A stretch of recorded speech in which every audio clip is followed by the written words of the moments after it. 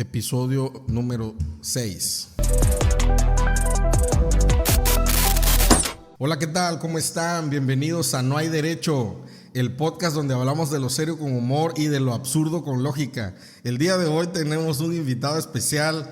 Hermano, ¿cómo estás? Muy bien. Mucho gusto. Mucho el licenciado Pedro González Petul. Bienvenido, Pedro. ¿Qué onda? ¿Cómo estás?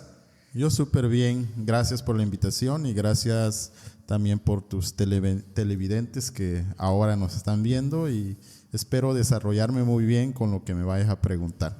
Excelente. No, pues mira, hermano, la verdad es que el motivo de invitarte es precisamente para poder dar un espacio a cierto sector de la ciudadanía también, que ha estado viendo pues por ahí algunas situaciones controversiales con el tema de la reforma judicial, ya saben, el tema de la elección judicial, y el episodio de hoy se llama Justicia y Discriminación, el caso de un abogado indígena.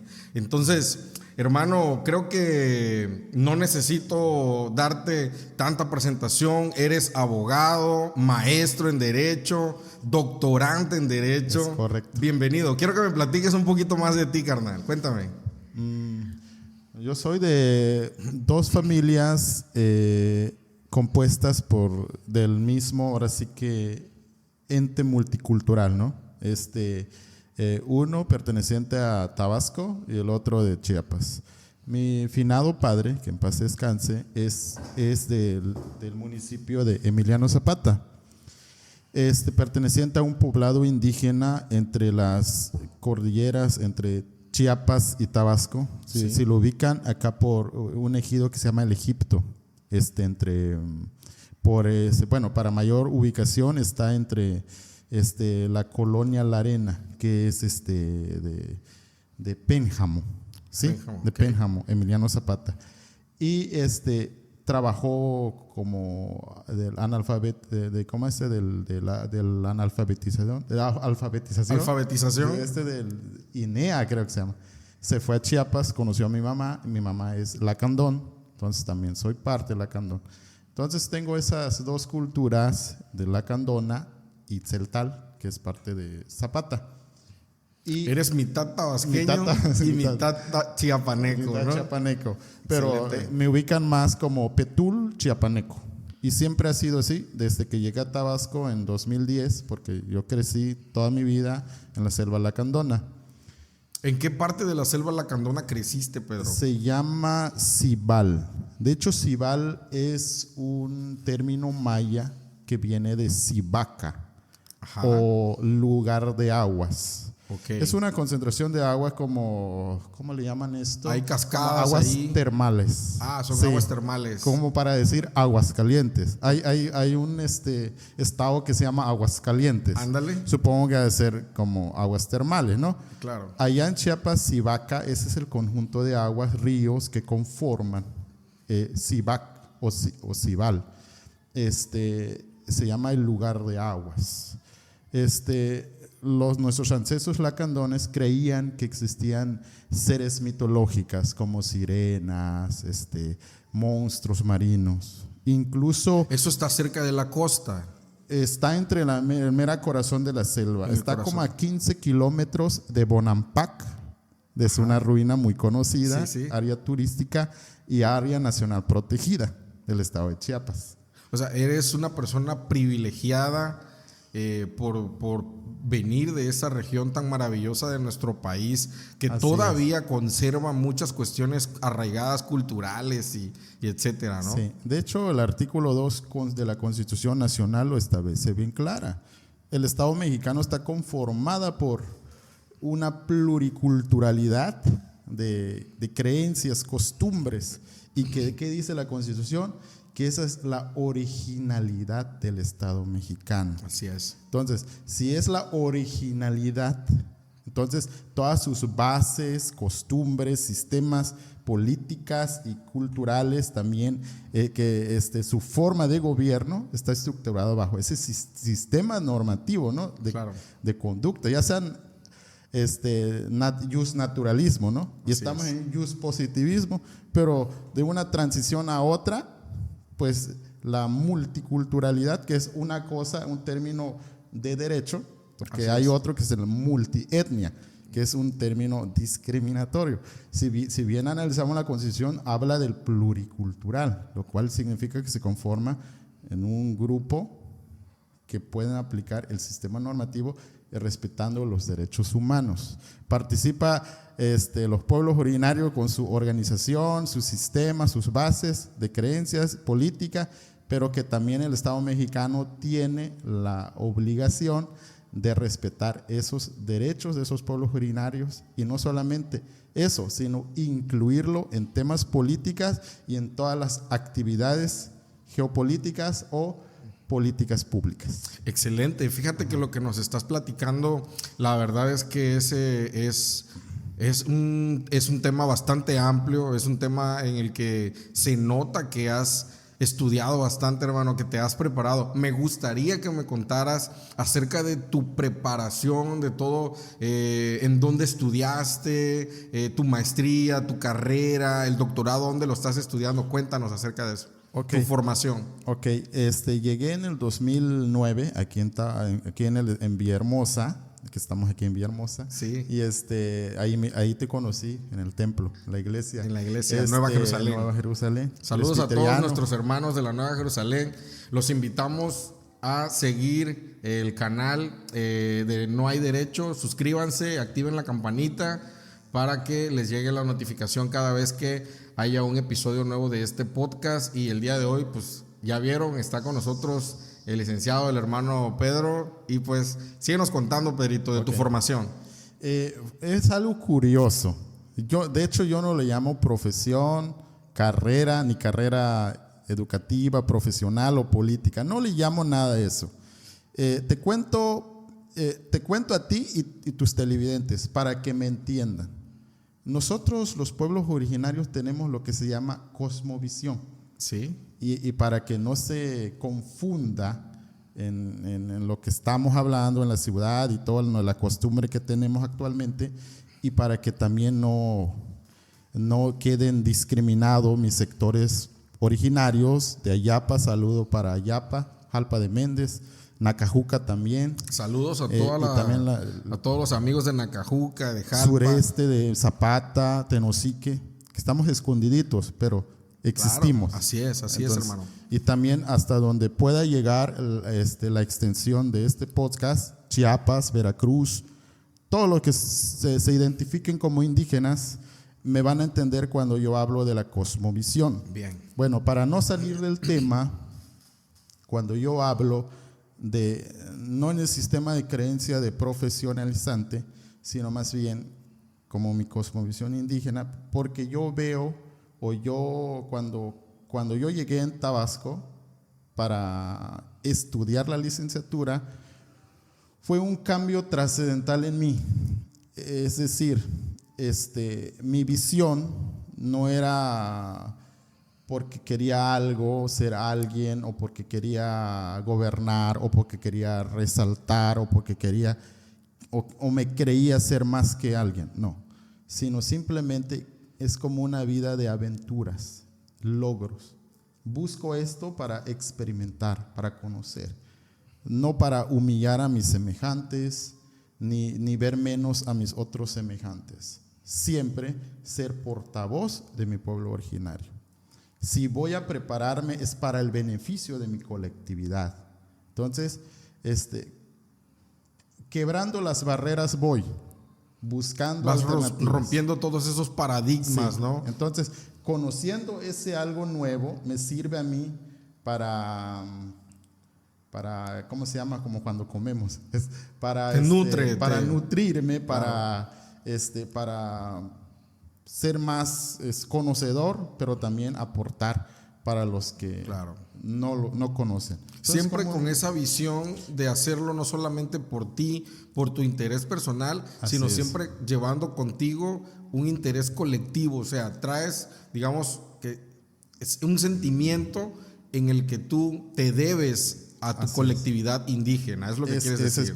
Exactamente, para que quede mayor precisión. Luego llego aquí en la ciudad a trabajar, conocer cómo es el sistema laboral, porque una cosa es trabajar en el campo, que no hay nada colectividad, si al caso cuando los jornaleros comparten el pozol, comparten el espacio de un lapso de jornal, en la media jornal, se trabaja de 6 de la mañana a 11 de la mañana, hay un espacio para convivir, para tomar pozol, sí. Pero durante el trabajo que se está haciendo no hay una conversación, no hay una plática, no hay un podcast como el que estamos haciendo, no hay una conversación como no hay tal. un espacio, ¿no? Destinado para precisamente poder convivir o conocerse más, adentrar, ¿no? Y entonces en ese espacio de convivencia, de tomar el pozol, se habla de experiencias, vivencias y qué es lo que le gustaría hacer. Hay muchos sentimientos encontrados en cada persona indígena.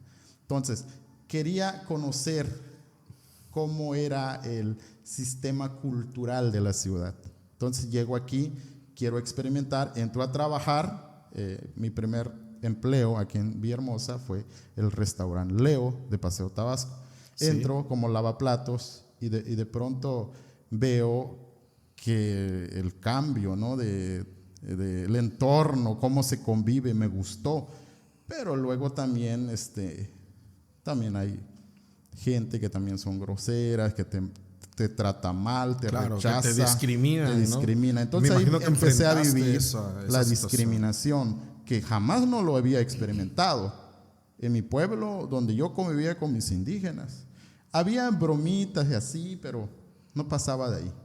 Pero una discriminación de decir que eres menos, eres lo otro, que no sirves, es algo que no lo había escuchado, no lo había vivido. ¿Y entonces, cómo fue sentirlo en carne propia? ¿Cómo fue empezar a experimentar ese rechazo al principio lo tomé como una broma, pero ya a lo largo de que vi que me daban comida alterada, porque hay un espacio, no es que yo hable mal del restaurante Leo, no, ninguna otra empresa trata mal a sus trabajadores, creo yo.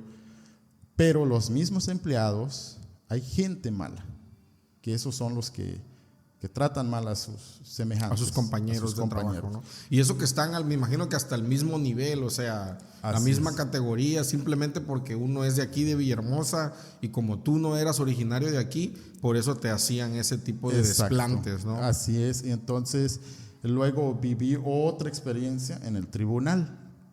¿Y qué pasó? Que es que estuve el tiempo que trabajando en el Leo, tenía otra visión. No solamente aventurarme a conocer el empleo, el sistema de vida de los occidentales, se puede llamar así, o los colonizadores. Pero yo no lo creo así. No tenemos ese principio porque el pueblo indígena nunca fue colonizado. Somos triunfadores. Luego, quería conocer, porque ya tenía la preparatoria, quería entrar en la universidad. Entonces mi otra visión era ahorrar un poco de dinero para poder inscribirme en la universidad. Eso era mi proyecto, trabajar y estudiar. Es un principio que traía de mi finado padre, porque así se preparó cuando alfabetizó a los pueblos indígenas en la región sur de Chiapas, en la INEA o IEA actualmente. Y yo pues tenía ese principio que decía, hijito, la única manera para sobresalir es trabajar y estudiar. Y la viví, trabajando y estudiando. Entonces, teniendo ya un poco de ahorro, como de 12,000 pesos, ingresé en la Universidad Juárez Autónoma de Tabasco. Recuerdo que en mayo del 2009 fui aceptado, ahí en la página del portal, aceptado, con número matrícula 102, F2, 2226, algo así. Luego ahí ingresé en carrera de Derecho. Esa es otra visión que tuve, por qué estudié Derecho. Y ahí creo que ahí vamos. Así es. Cuéntame, sígueme platicando ahí. Puedes continuar en el tema, en cómo te fuiste. Ya me cuentas cómo tuviste que enfrentar tus primeros días aquí en la ciudad de Villahermosa al tomar la decisión de decidir? Y fíjate que ahí me surge una duda, ¿por qué Villahermosa y no Tuxtla Gutiérrez? Muy bien. Tomé 3 exámenes para la universidad, ¿no? Estando yo en Tabasco, porque vine a trabajar, no vine a estudiar, 2009. Luego de ahí presenté mi examen aquí en Tabasco, en la UJAT, porque un amigo me dijo que estaba el periodo de exámenes, Sí. de inscripción, perdón. Y también quería regresar a Chiapas y quería acercarme a donde vivían mis abuelos maternos, que son originarios de Oshchuk, municipio de Oshchuk. De hecho, yo todavía tengo el traje de los pueblos indígenas de Oshchuk. Sí, ya la usé en la graduación de la maestría el año pasado. Y me acerqué. Oshchuk está como Nacajuca y Jalpa, está como a 15 minutos de San Cristóbal. Entonces quería regresar a este municipio de Oshchuk, Chiapas, porque en San Cristóbal está la universidad de la UNACH, Universidad Nacional Autónoma de Chiapas. Saqué otra ficha aquí en la UJAT porque aquí estaba trabajando, y saqué una ficha de la UNAM. También. Sí, entonces UNAM me rechazó porque yo quería estudiar en la UNAM. Claro, hubiese sido, todos en su momento queríamos estudiar en la UNAM. Claro que sí. Y en la UNACH también. Entonces dije ya, pues bueno, Villahermosa, Tabasco, a ver qué tal me va. Claro. Pero ni creía que lo iba a pasar. Ya de 3 veces presentando el mismo examen Ceneval, y al final sí lo pasé. El UJAT lo pasé con 8 puntos y tanto. Bien. Entonces, y por eso es que entré aquí en la UJAT. Entonces, si no, y ahí estudiaste tu carrera de Derecho, y me imagino que trabajabas también mientras estabas estudiando, ¿no? Para poder mantener tus gastos aquí en Villahermosa. ¿Dónde te quedabas? ¿Dónde vivías? Cuéntame. Estuve viviendo acá, primeramente estuve viviendo en la calle Pedro C. Colorado, cerca de la iglesia. Sí. Entre Allende y Pedro C. Colorado. Sí, que se llama Obrero Mundial, algo así. Sí, así es. Ahí viví. Hay una casa de 2 plantas, está entre donde vivía la hermana que es abogada, Leticia Cornelio. Sí, Leticia hay una Colorado. bajadita a la vuelta, hay una casa de 2 plantas, ahí viví. Porque trabajaba en Leo. Estuve trabajando en Leo como 1 año y 3 meses. Y ya cuando entré en la universidad, solamente estuve trabajando como 6 meses. De allí tuve la oportunidad de entrar en el tribunal como meritorio.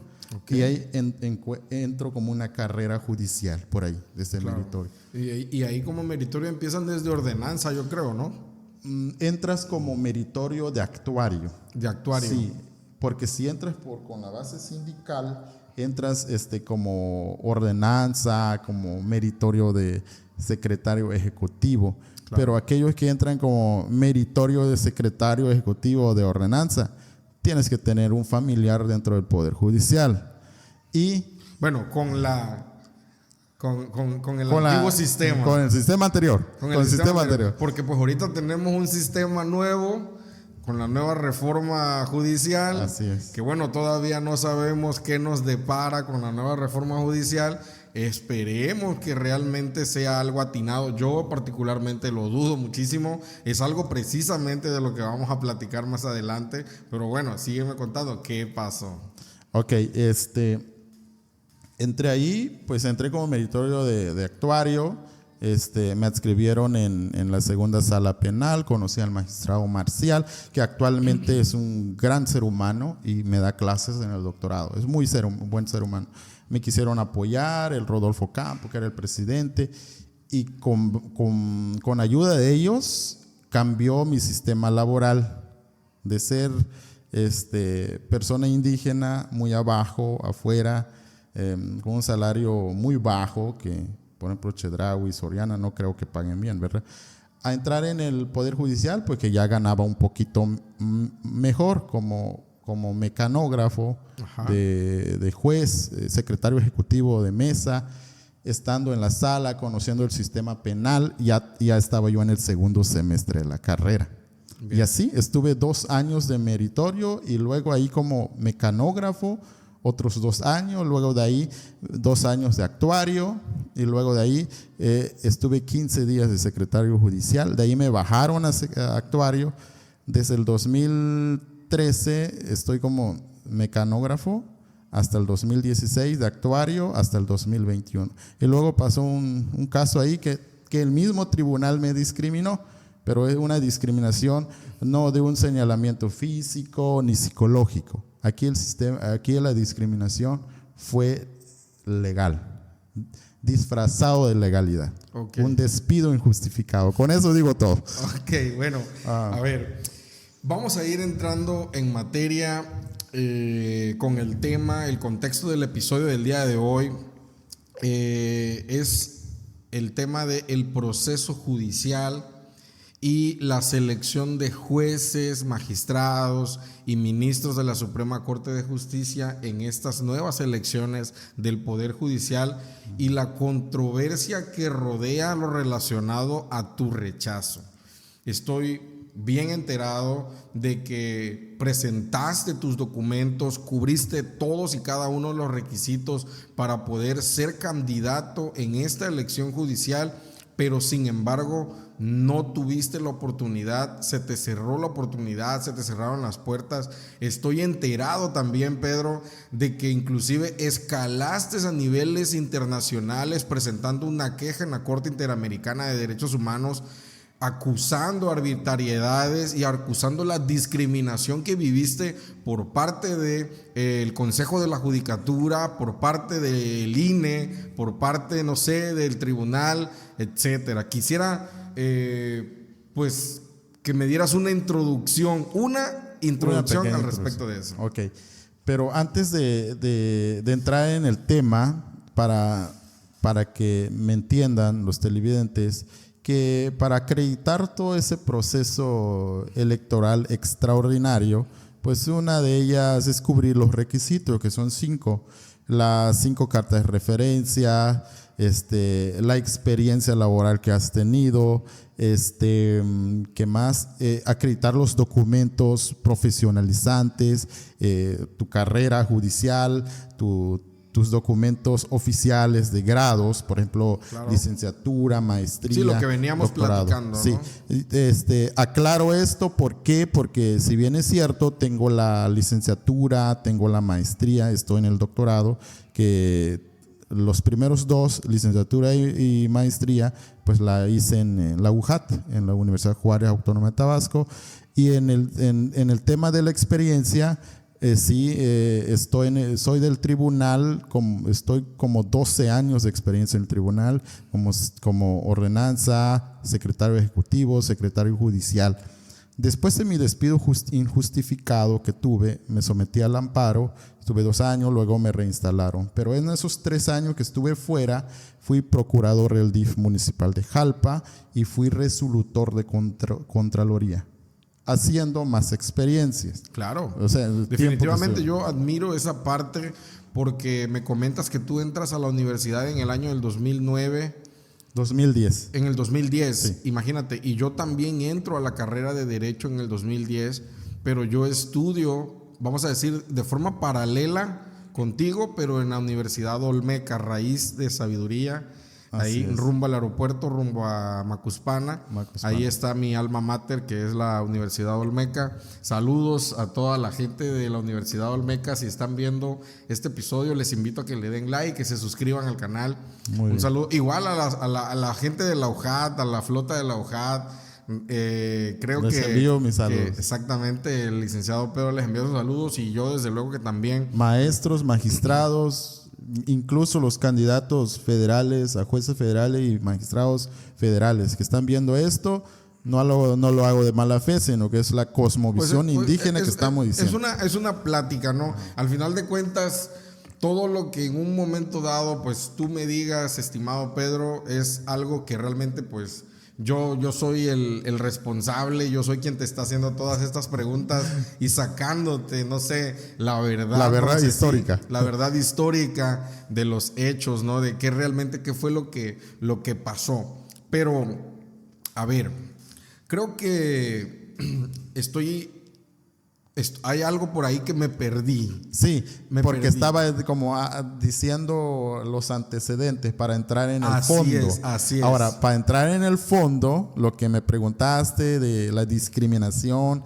lo que pasó con la elección y que llegué a la Corte Interamericana, las razones, el por qué, ahí va. Ok. Entrando en el tema. Adelante. Me postulé como todo ciudadano que está esperanzado en el nuevo sistema de justicia, el cual se priorizó del año pasado, y que nuestros diputados y nuestros senadores impulsaron la reforma al Poder Judicial. Si bien es cierto, en un primer momento yo estaba de acuerdo con dicha reforma. Incluso desde mi vida profesional vi que era necesario. Y desde mi punto de vista indígena, también vi que era muy necesario.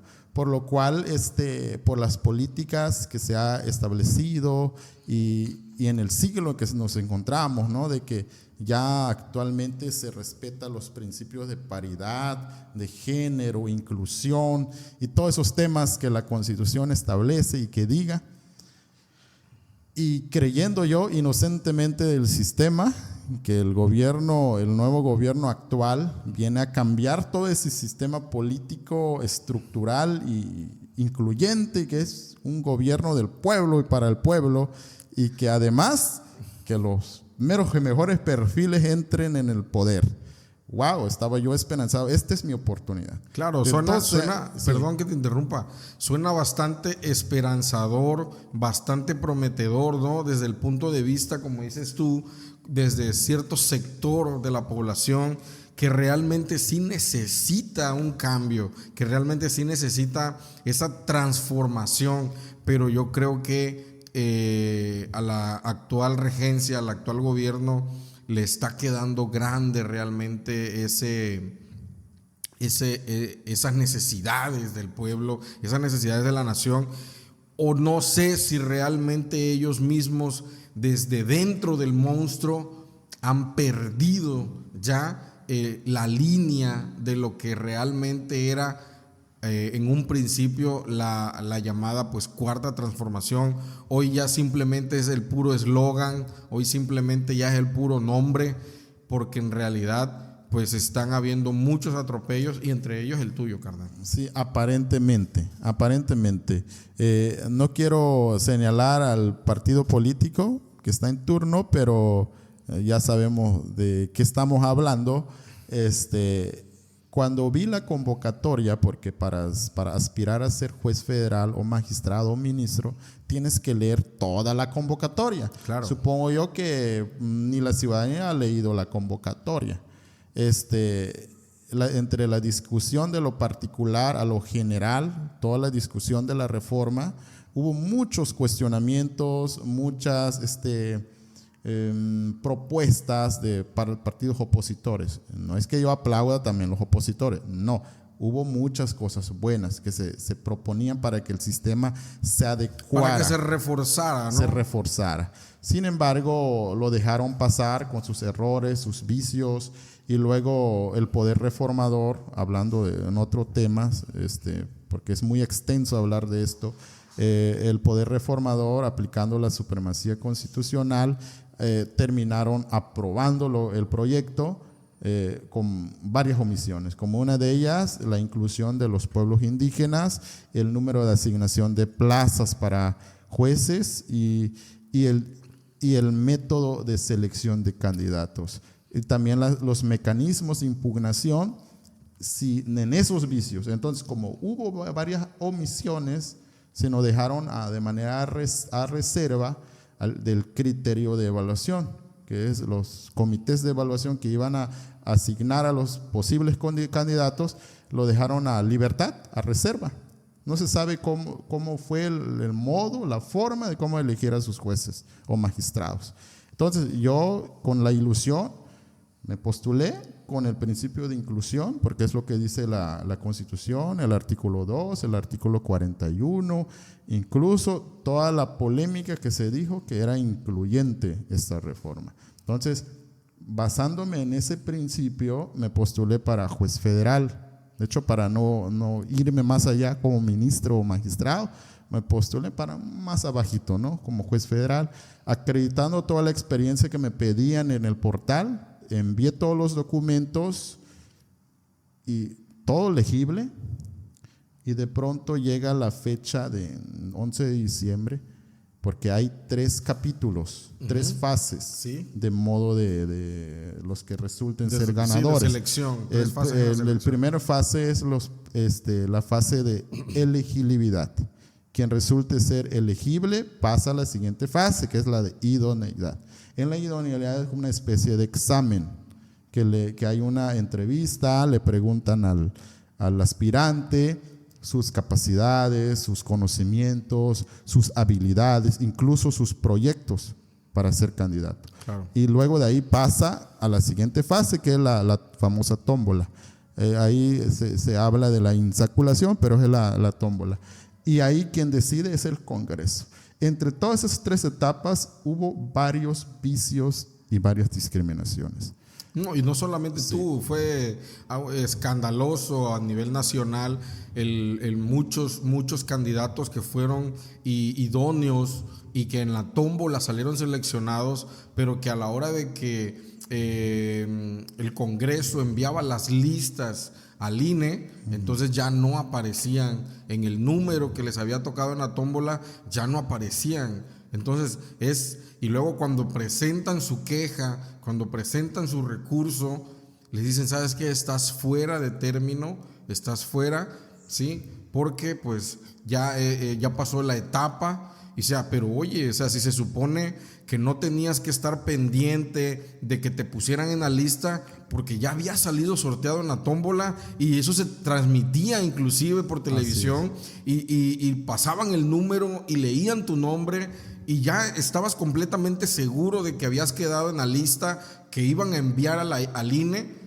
y resultó que como no estuviste pendiente de cuando volvieron a capturar toda esa información, y cuando llegan las listas al INE y el INE ya saca los listados de las boletas de quiénes son los que van a participar y no salieron estas personas que habían salido sorteadas, entonces ellos obviamente alzan la voz y dicen, hey, aquí tengo el video donde cuando sacaron los números de la tómbola a mí me correspondía este número. Exacto, y luego aparecieron otros que no estaban. Pero aparecieron otros que no estaban. Exacto. ¿Cómo aparecieron? Así como el fantasma que apareció en la ventana del Palacio de Gobierno de Guanajuato, ¿no? Que decía el gobernador que era el fantasma de Carlota, ¿no? De la emperatriz. Entonces, puras ridiculeces. O sea, se me hace ridículo realmente y se me hace una burla la inteligencia de los participantes. Sí. Lo único habilitado ahí en la convocatoria, porque existieron 3 convocatorias para cada comité. Cada poder, porque el poder ejecutivo propuso sus candidatos y emitió una convocatoria. El poder legislativo emitió otra convocatoria y sus comités, ¿no? Igual el judicial, y cada quien manejó su sistema de selección. Y todas esas convocatorias hay un artículo habilitado. Bueno, entre esos vicios, yo le llamo vicios, el artículo 500 de la Ley de Observaciones Electorales, o Ley General de Observaciones Electorales. ¿Qué nos dice? Ahí dice que cualquiera que no sea elegible puede acudir a un recurso ante el Tribunal Electoral. Escucha bien, Tribunal Electoral o la Suprema Corte. Pero ¿cuál Tribunal Electoral? ¿El Poder Judicial de la Federación o el local? Bueno, entendiéndose que estamos hablando del nivel federal, pues se entendería como el Tribunal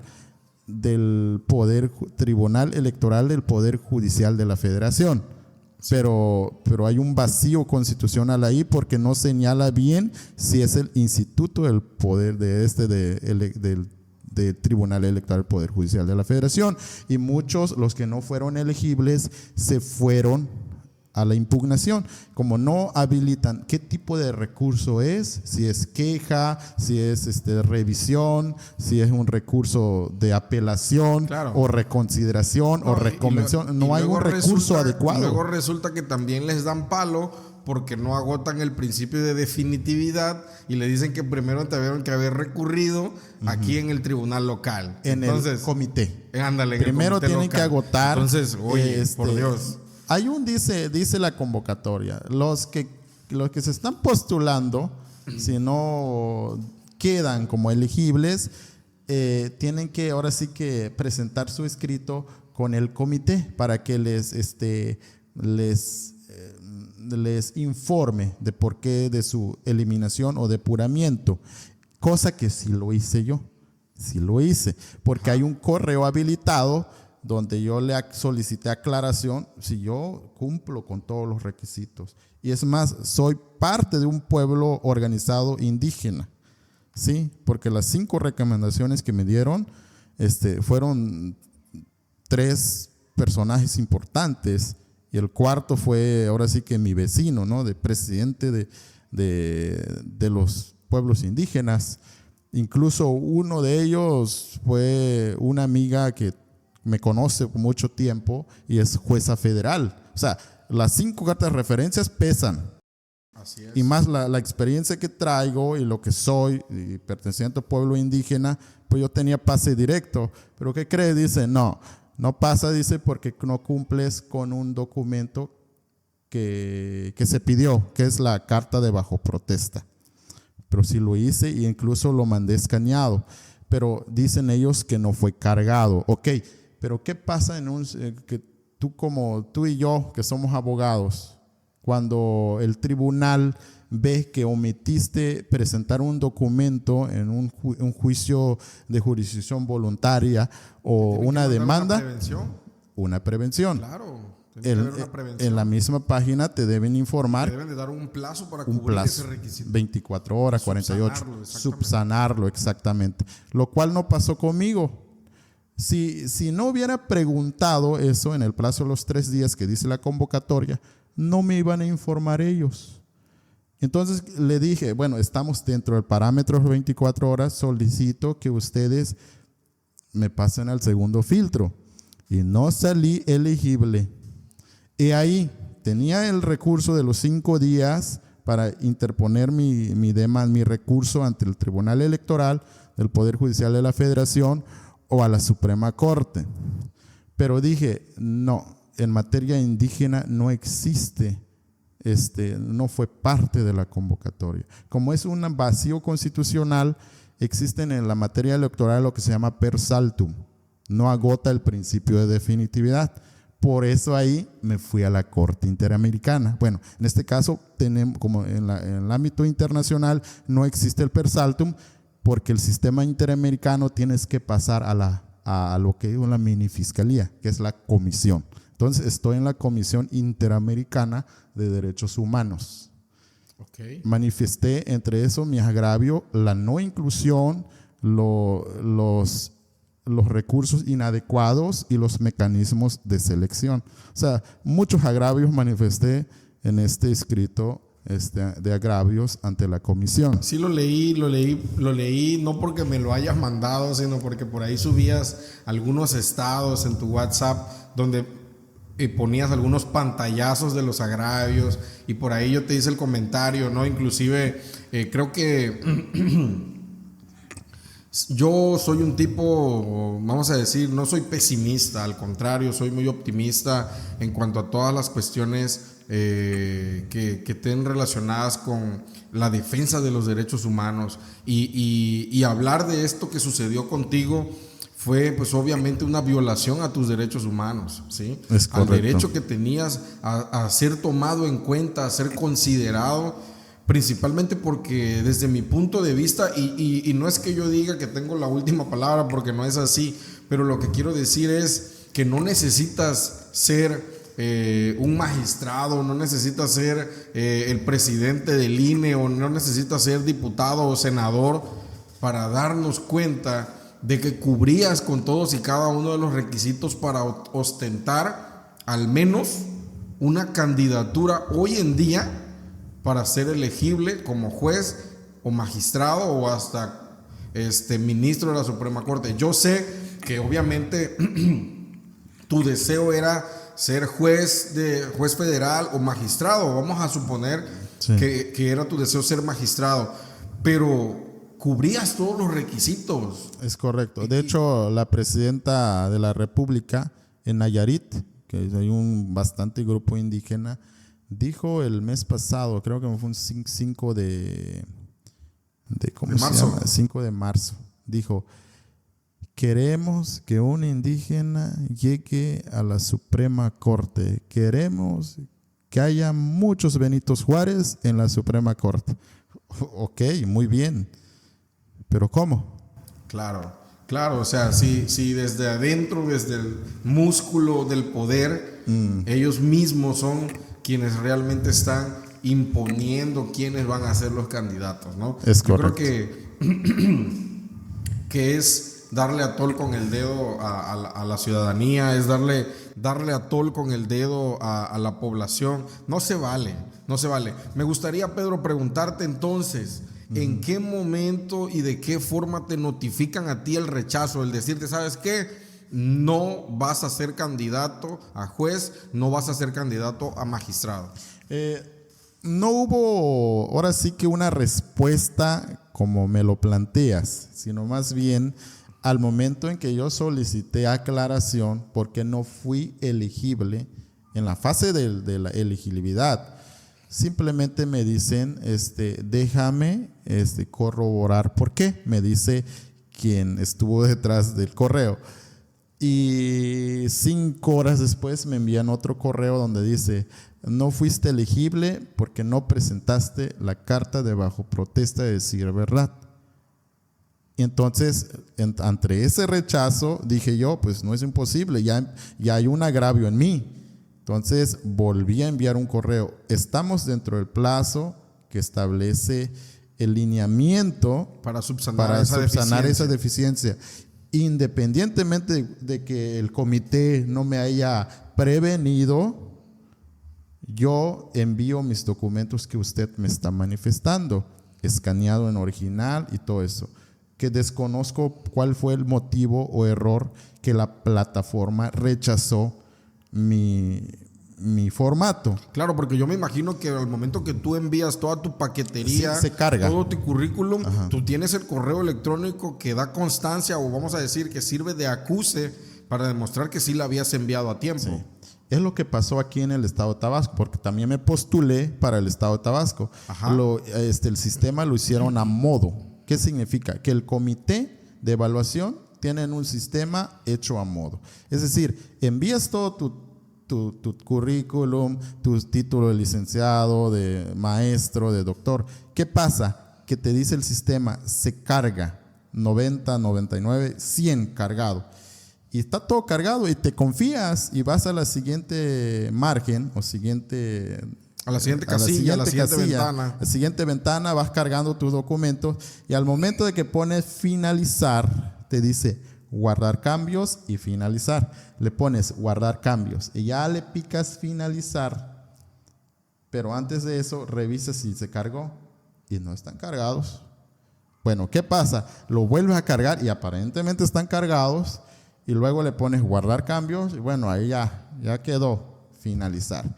Resulta que luego pasa que el día siguiente, bueno, el comité aquí de Tabasco, los comités de evaluación del estado de Tabasco, fueron más humanos. Tuve esa experiencia que fueron más humanos, porque sí me mandaban correo donde me decían, no se observó que en la ventana tal, del casillero tal, del portal tal, no se cargó sus documentos tal.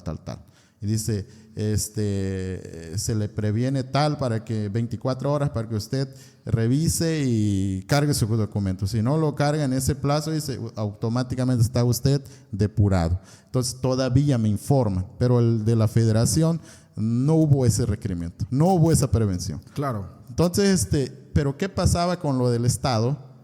Que decía, bueno, ya me previnieron, bueno, ahora voy a cargar. Y luego el día siguiente te mandan en modo borrador para cargar el documento que no cargaste el día anterior.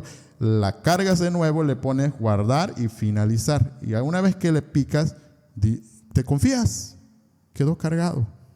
Pero luego al día siguiente te dicen, quedan únicamente 24 horas para que la fase de la primera fase quede totalmente cerrada, dice.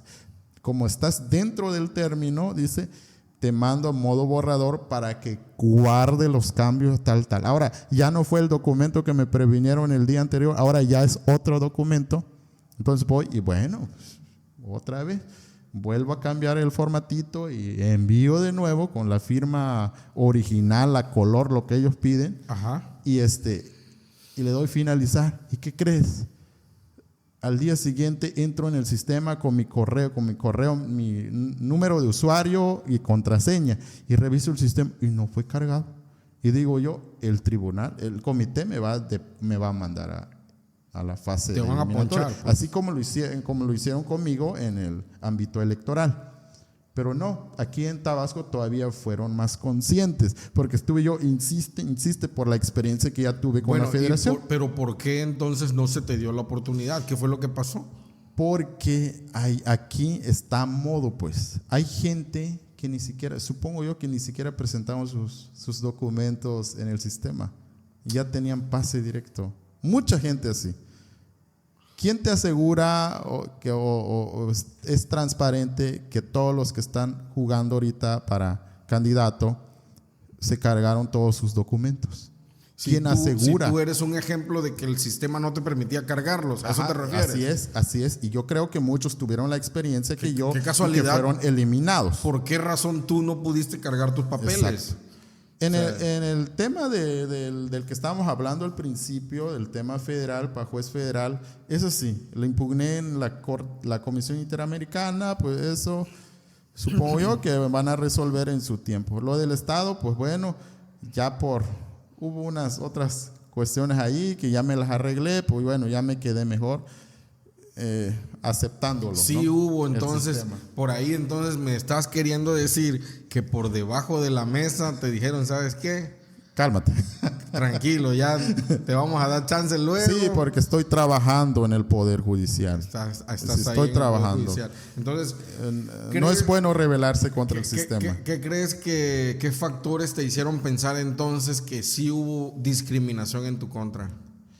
Pues en el tema principal, para no controvertir lo que inicialmente conversamos, en el tema del federal como aspirante a juez federal, pues la discriminación de que no me dieron oportunidad de ser aspirante a juez federal o candidato, pues, claro, de ser aspirante o candidato oficial de materia de indígena, incluyente para juez federal. ¿Por qué? Porque no existe ese apartado.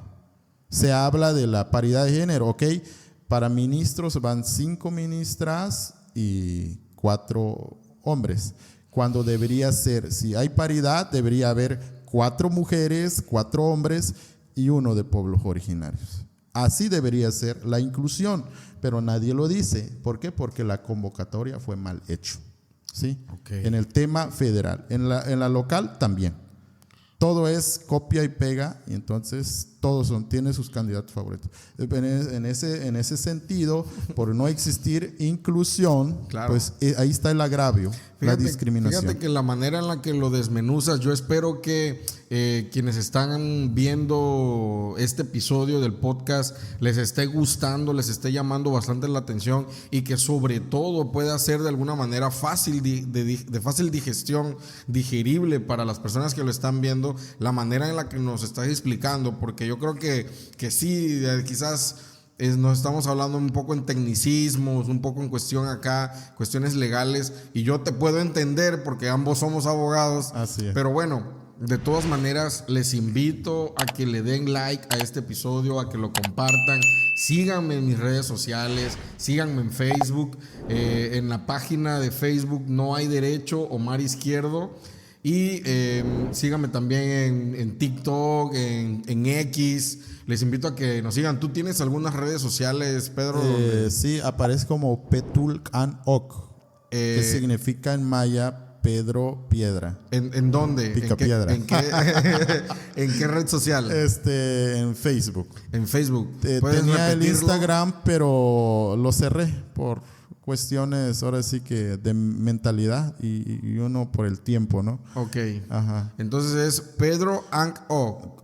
Petul An Ok. Ok. O bueno, Pedro González, aparece con dos nombres. perfecto. Bueno, me gustaría ir aterrizando ahí el tema, pero preguntarte en qué aspectos crees tú que afecta tu rechazo en estas elecciones judiciales al acceso de los pueblos indígenas a espacios de decisión judicial.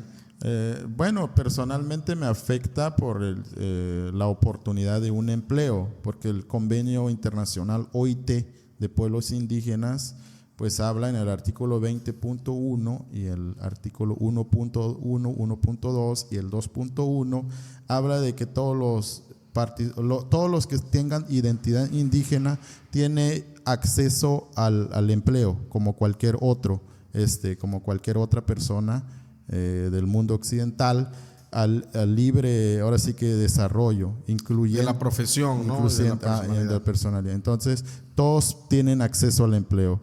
Espero que yo no sea el único indígena que pasó por esto. Estamos en una multiculturalidad, que en todo México existen pueblos indígenas y hubo varios candidatos que también fueron rechazados.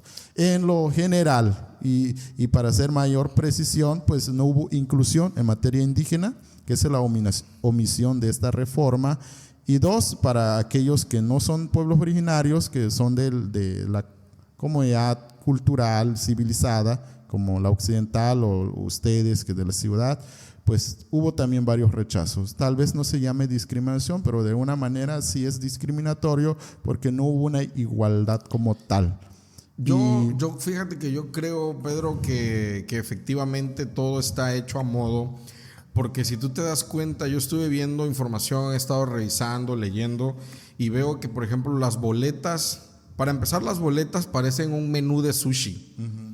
Sí, no sé si me entiendes a lo que quiero decir. Un menú de sushi no se entiende, güey. O sea, tú la neta que vas al restaurante de sushi de comida japonesa y tú dices, a ver, se me antoja un sushi y te ponen el menú y no sabes cuál escoger. Y hay muchos que son candidatos y no se sabe quiénes son. Así es, pero porque no hay imágenes, como en otros tipos de boletas en los que está la imagen al menos del partido, ¿no? Sí. La fotito del partido y que, bueno, sabes que por lo menos vas por un color o lo que sea. Ahorita los están dividiendo a todos en colores, que si la boleta amarilla, que si la boleta rosada, etcétera, etcétera. Sí. Pero para el magistrado creo que la boleta rosada, para jueces federales la boleta amarilla. Así es. Y es por el ¿cómo se llama? Por el grado que están. Así es. Para ministro creo que creo que moradita. Es café, así. Creo que es color marrón, algo así. Pero bueno, ¿qué te quiero decir con esto? De entrada la población, no sé si lo sabías, pero en la historia de México, estas han sido las elecciones más rechazadas por la sociedad, por el pueblo. En primer lugar, por el desconocimiento. Decías algo bien importante hace rato, y que es que la ciudadanía ni siquiera sabe cuáles son las funciones que realiza un juez federal, que realiza un magistrado de circuito, correcto, o que realiza un ministro de la Suprema Corte de Justicia de la Nación. Hay un desconocimiento, hay una laguna de desinformación gigantesca al respecto de esto, y creo yo que partiendo de ahí, por eso hay mucho rechazo, hay mucha apatía por parte de la ciudadanía en participar en estas elecciones. Mucha gente fue invitada por el INE, el Instituto Electoral de Participación Ciudadana. En cada estado del país mandan las convocatorias a la ciudadanía para que participen en las elecciones judiciales, y mucha gente dice no quiero participar, no me interesa participar, desconozco completamente, y que de hecho déjame decirte que no va a ser la ciudadanía la que va a contar los votos, porque es una situación tan compleja, como es nuevo, es un problema nuevo que hay que solucionar. el mismo gobierno ha determinado que no va a ser la ciudadanía la que va a contar los votos porque no está la ciudadanía capacitada lo suficientemente para poder Es correcto. dirimir en esa parte las votaciones, ¿no? Entonces hay un rechazo de entrada. En la boleta van a venir X cantidad de nombres De personas. que no sabemos quiénes son, no sabemos de dónde vienen, no sabemos nada absolutamente. Pero hay algo, con esto quiero rematar y quiero que me digas qué piensas. En la boleta, te voy a poner un ejemplo, vienen 40 nombres, de los cuales 35 sí o sí van a quedar. Los otros 5 no.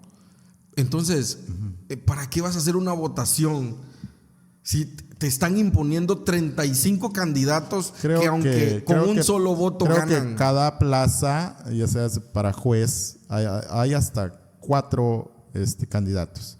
Y hay algunos otros candidatos que son únicos, otros 2, y van por el mismo puesto, misma plaza, misma materia. Desde mi punto de vista es una imposición lo que se está haciendo disfrazado de democracia. Pues, ¿qué es lo rescatable de aquí? Que si bien es cierto el sistema está corrompido, también hay candidatos del pueblo. Yo no hablo de mí mismo. Yo veo que hay candidatos del pueblo. Y hay que apostar para los que son realmente candidatos del pueblo, que son del pueblo. No es como una ministra que dice que es del pueblo. No, lo rechazamos. No sabemos quién es. Puro apellido. Pero sí hay gente que tiene esas experiencias y tuvo esa oportunidad de ser candidato, y esos son los que deberíamos apostar por ese cambio. Tal vez la reforma al Poder Judicial se hizo mal, tiene muchos errores, muchos vacíos constitucionales, a los vicios, todo eso, pero lo rescatable es que realmente el que tenga la visión humanizada de la justicia, con justicia abierta, como el que antes de este conversatorio habíamos hablado más o menos de ello, quienes deseen investigar un poquito de lo que es la justicia humanizada y justicia abierta, pues va a aprender un catálogo de información respecto a ello, que es una justicia cercana a la gente, con rendición de cuentas.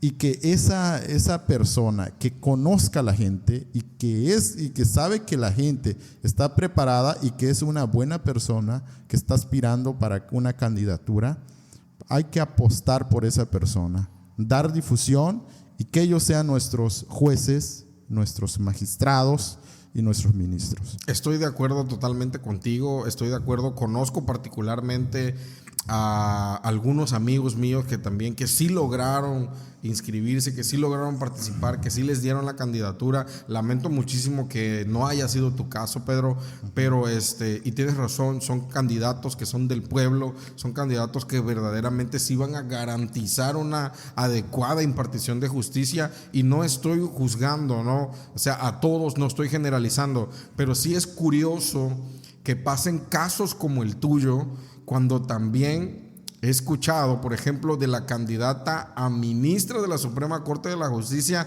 que apenas hace 2 años salió de la carrera de Derecho. Otro que plagió una tesis. Es absurdo. Y es nuestra ministra. Se me hace absurdo, se me hace, inverosímil que le hayan dado una candidatura a ministra de la Suprema Corte de Justicia de la Nación a alguien que acaba de salir de la carrera apenas hace 2 años. No cubre el perfil que dicen. Así es. Buscar. Y tú, que tenías un perfil y que tienes un currículum verdaderamente, y que te puedo decir y que no me da pena aceptar o reconocer que tienes un currículum más amplio que el mío. O sea, como abogados, a lo mejor somos abogados de la misma generación, pero tú estando de ese lado del tribunal, trabajando siempre del lado del Poder Judicial, yo me he dedicado al litigio, me he dedicado desde la parte independiente, y tú desde dentro del monstruo, y has hecho un currículum, has hecho mucha experiencia judicial, y que realmente cubres con cada uno de esos requisitos, y ver la situación que estás enfrentando, pues sí se me hace compleja. Hermano, te reitero mi agradecimiento por acompañarme en este episodio del podcast, en el cual ha sido bastante interesante poder darnos cuenta las dificultades que llega a enfrentar un abogado de orígenes indígenas. Es correcto. ¿Sí? Parece que es chiste, parece que es juego, parece que no pasa en la vida real, pero sí sucede. Desafortunadamente, como bien dicen por ahí, el peor enemigo de un mexicano es otro mexicano, ¿no? Entonces, creo que ha sido injusto el hecho de que no hayas podido participar. Yo creo firmemente de que con el tiempo vas a tener esa oportunidad, amigo. Yo te veo, créeme que yo te veo como juez de distrito, como juez federal. Te veo como magistrado, eres una persona muy preparada. Admiro mucho tu capacidad de crítica, ¿sí? Y tu capacidad de observación, cómo logras observar. Hemos trabajado poquito a poquito, no hemos llevado quizás hombro a hombro muchos trabajos o trabajos tan fuertes, pero hemos tenido la oportunidad de discutir asuntos de trabajo en los que te he pedido tu opinión, te he pedido tu apoyo, te he pedido que observes mi trabajo y me puedas dar tu punto de vista, y he aprendido muchísimo de ti. Créeme que admiro bastante tu capacidad, admiro bastante el talento que tienes como jurista, como abogado, y creo que sin duda Dios nos va a permitir, y a ti te va a permitir poder llegar a un cargo público. Yo creo que hay que ponerlo primeramente en las manos de Dios. Definitivamente confío en que todo forma parte de un propósito, en que todo forma parte de su voluntad, y a lo mejor esta no era el momento. Mi tiempo. Este no era tu tiempo, Pedro. Yo creo que tu tiempo va a llegar. Dios tiene algo preparado y pues nada, les agradecemos muchísimo que estén aquí con nosotros. Denle like a este episodio del podcast, compartan para que pueda llegar a más personas, para que podamos llevar esta explicación de cómo muchas veces podemos enfrentar tropiezos, podemos enfrentar dificultades a la hora de intentar hacer lo que nos apasiona, lo que más nos encanta, lo que más nos gusta, que es en tu caso particular, pues dedicarte a esto del sistema judicial, amigo. Y pues nada, entonces te voy a hacer unas últimas preguntas, hermano, que me gustaría que pudiéramos ir cerrando con esto. Y es, ¿qué crees tú, cuáles crees tú que son los principales obstáculos que enfrenta hoy en día un abogado indígena? Ok, muchas gracias de antemano. Lo que decías anteriormente, que Dios nos ha prosperado en todo nuestro trayecto, en nuestra vida, y es recíproco para ti. Eres una gran persona, talentosa, gracias, visionaria, y un gran hermano, un gran amigo, y también te estimo mucho, y que también todos los abogados que estamos en el tema, tú sabes que ser un abogado no es como el de las series que ganan mucho dinero, ¿no? Tal vez existan los del alto impacto, ¿no?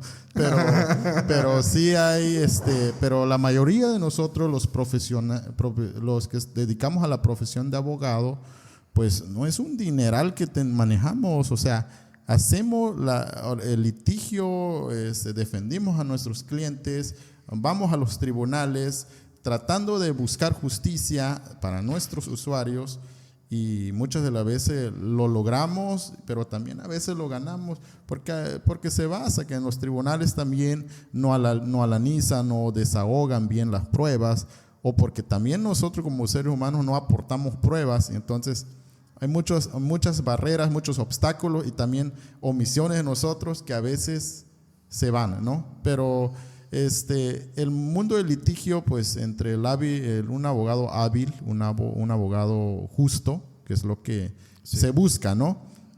Y tú eres de experiencia. Entonces yo considero que tú eres un gran abogado, y que vamos bien, vamos bien. En cuanto a tu pregunta, pues lo difícil que enfrenta una persona indígena que quiere ser abogado, pues pasa muchas barreras. En primer lugar, pues desde su cosmovisión indígena a la transición de lo que es la civilización, lo que es, ¿cómo se puede decir? Lo contemporáneo, lo que ocurre en la ciudad, las costumbres, las conductas, el patrón, el Estado, ¿no? Pues hay muchas cosas que no conocemos como indígenas porque estamos inmersos en nuestra vida cotidiana del mundo indígena, pero queremos ser abogados justos porque queremos sistematizar una creencia, hacerlo propicio y hacer efectiva la justicia.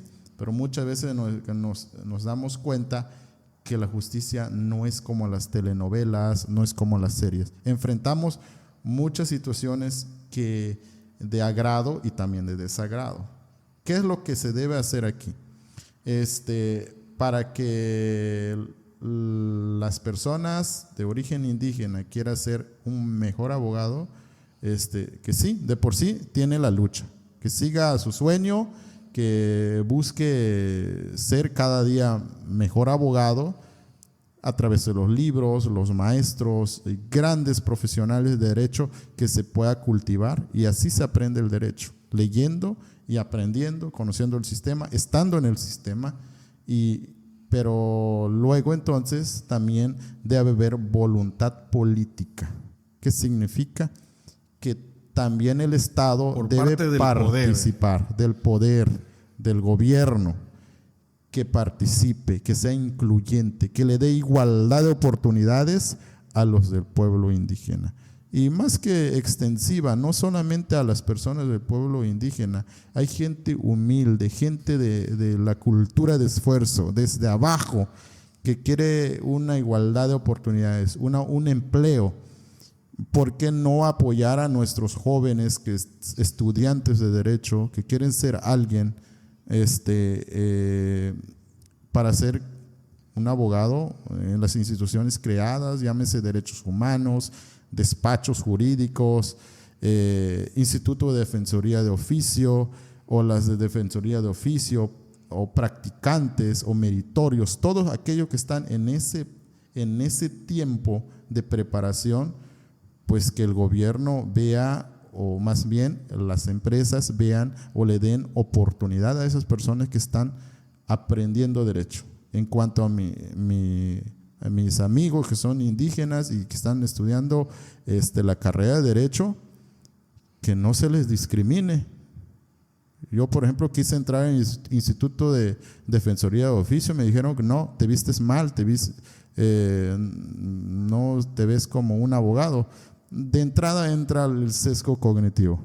Claro. Sesgar a la persona, juzgar a la persona que no solo se viste por lo bien. que ves, ¿no? Ajá, entonces, y eso es tan retrógrada, tan tercermundista realmente, porque te puedo apostar lo que quieras que en países de primer mundo, si bien es cierto que quizás el nivel socioeconómico es distinto y que no en esos países de primer mundo no hay usualmente comunidad indígena, lo cierto es que son más incluyentes, que son más abiertos a poder recibir y no hay ese sesgo cognitivo. Exacto. O sea, ¿qué queremos decir con el sesgo cognitivo? O sea, que no tienen el cerebro así de chiquito. En México, desafortunadamente, entre más poder, entre más dinero, el cerebro se te va encogiendo y se te hace más chiquito. Es correcto. Las personas que no tienen lo económico, que no tienen el poder político, resultan ser aquellas personas que aportan muchísimo más a la nación, que aportan muchísimo más en iniciativas para poder reformar la Constitución, para poder llevar a cabo proyectos que realmente beneficien al pueblo, que realmente beneficien a la comunidad, y que creo yo que tienes toda la razón, lleva mucha razón lo que estás mencionando, porque el sesgo cognitivo con el que se maneja las cúpulas del poder es lo que no permite que realmente nuestra nación todos hemos aplicado en nuestras vidas sesgo cognitivo, un rechazo. A veces vemos a la persona y lo juzgamos antes de conocer. No es su forma de vestir, su forma de hablar, su forma de portarse, ¿no? O hay un patrón de conductas que nos dice, pues no te conviene juntarte con aquel, ¿no? Y desde ahí estamos mal, ¿no? También los jueces aplican sesgo cognitivo con base a pruebas que se señalan, por ejemplo, la mujer mala, los argumentos que los abogados en los tribunales dicen esto, lo otro, sí, desacreditando claro, a la persona. Porque forma parte de la retórica con la cual pues tienes que buscar la forma, bueno, cuando estás en un juicio y bueno, aplicándolo al tema de hoy en día que son los juicios adversariales, los juicios orales, pues desde luego que a la hora de que haces unos alegatos de apertura o unos alegatos de cierre, obviamente vas a tirar toda la carne al asador y vas a hablar de una forma en la que tienes que envolver. Así es. Ese sesgo cognitivo, si lo quieres llamar, del juez, porque al final de cuentas estás exponiendo delante de otro ser humano que también se mueve por sus sentimientos, se mueve por sus emociones, se mueve por su sentido lógico, jurídico. Sí, en el ámbito penal, en la materia penal, en la audiencia de debates, se aplica mucho sesgo cognitivo, sobre todo en la psicología del testimonio.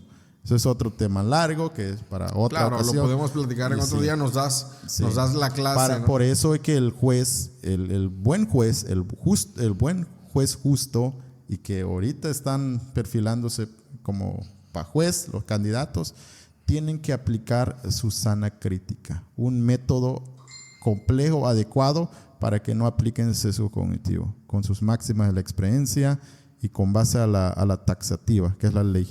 Así es. Ajá.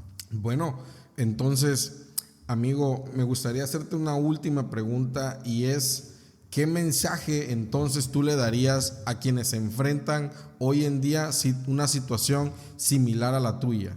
Y que puedas darme también ya una reflexión final en la que quieras pues dirigirte a la audiencia y decirles tu perspectiva de dónde te encuentras el día de hoy, qué planeas hacer, a dónde quieres llegar, pero incluyéndome también esa parte en la que qué les dirías, qué mensaje dejarías hoy a la audiencia, porque seguramente dentro de la audiencia deben de haber abogados que seguramente están enfrentando una situación muy similar a la tuya. Perfecto, de manera general, pueblos indígenas y abogados, todo mundo. Así es. Pues es la misma como lo anterior, la misma pregunta de lo anterior, que exista voluntad política de parte del gobierno en turno que creen esos programas, más bien adecuar los mecanismos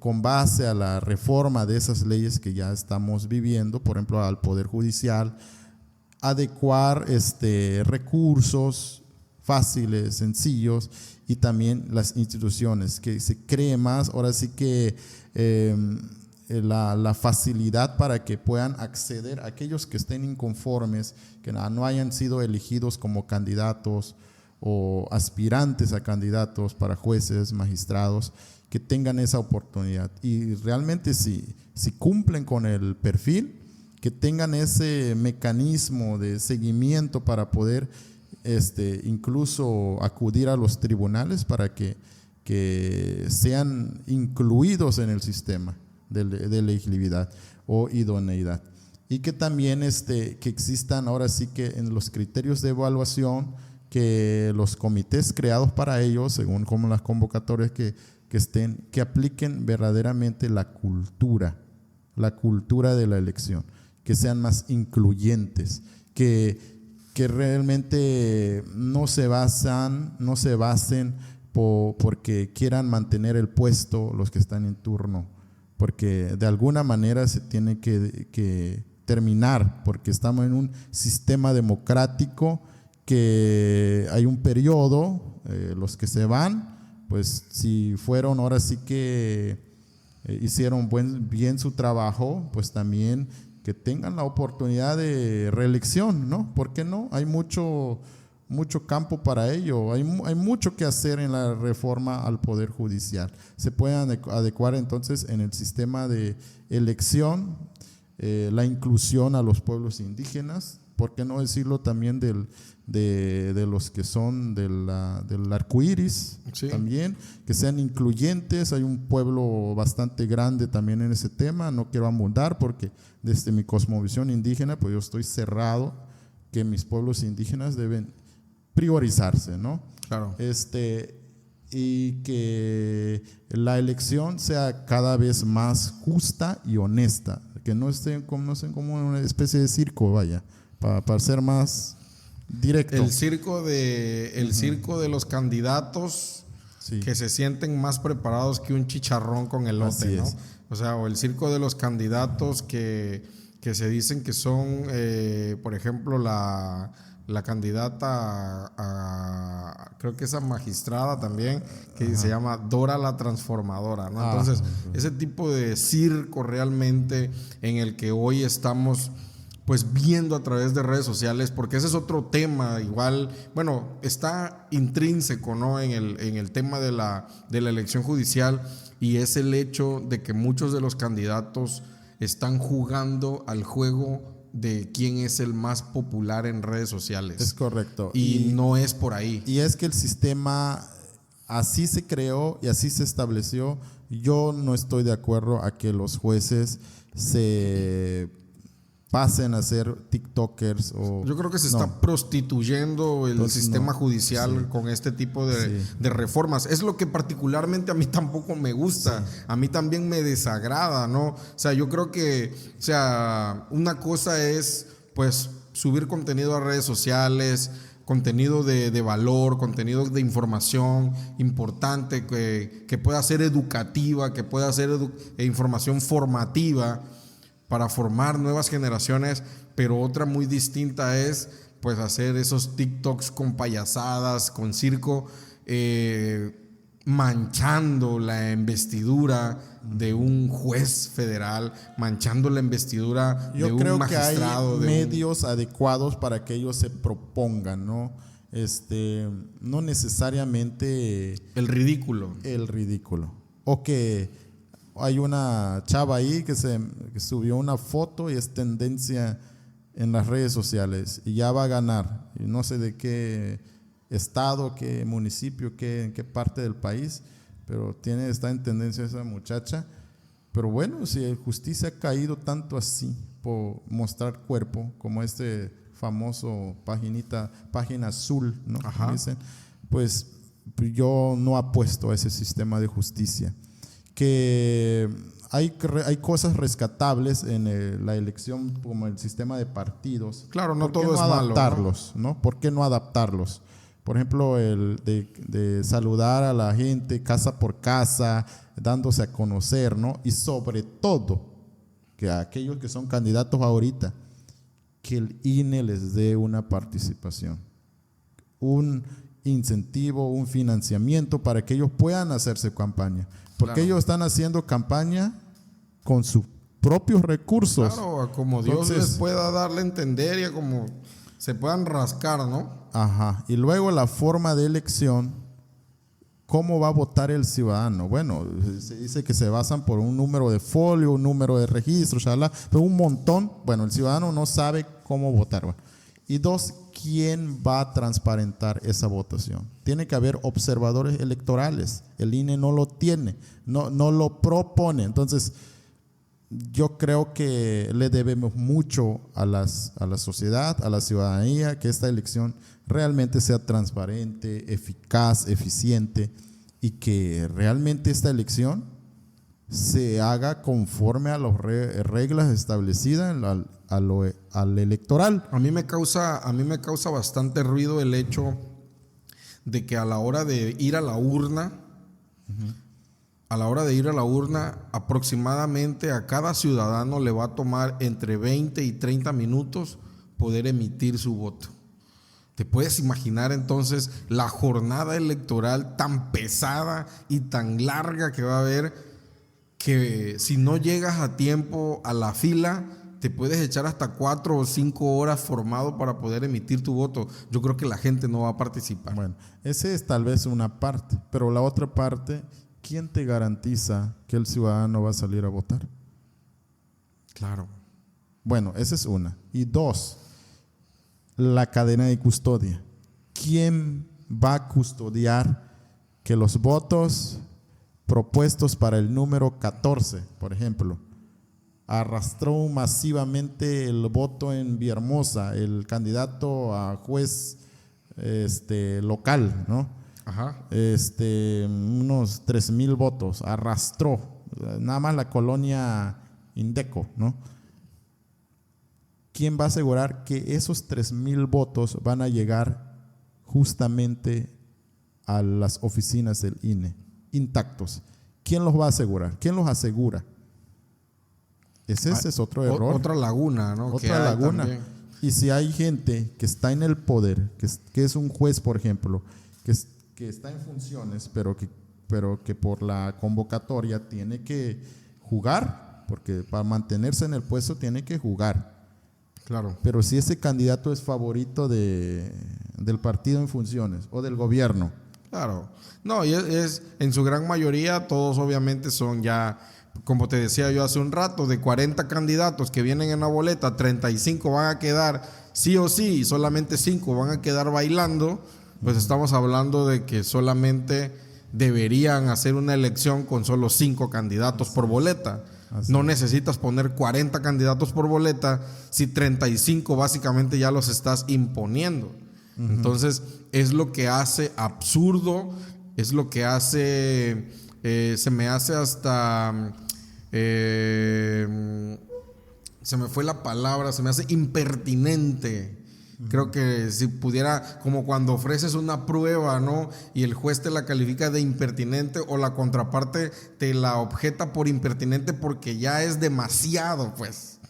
Ya porque es un exceso, ¿no? Así es. Entonces se me hace impertinente por parte del gobierno, ¿sí? En esta elección judicial, una boleta de ese tamaño, una boleta, y que no solamente es una, te van a poner 3 boletas. 3 boletas. La de locales. De hecho, son 10 boletas. Ándale, sí, perdón. 3 en cuestión al tema federal, porque eliges juez. No, son más, el del federal. Juez, magistrado, ministros. No es así.